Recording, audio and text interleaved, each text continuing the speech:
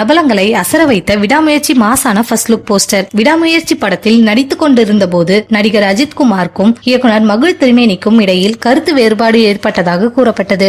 இதனால் இருவருக்கும் இடையில் அடிக்கடி முரண்பாடுகள் ஏற்பட்டுக் கொண்டே இருந்ததாகவும் தகவல்கள் வெளியானது. இது மட்டும் இல்லாமல் தயாரிப்பு நிறுவனமான லைகா புரொடக்ஷனுக்கும் அஜித்குமாருக்கும் இடையில் கொடுக்கல் வாங்கல் பிரச்சனை இருப்பதாகவும் கூறப்பட்டது.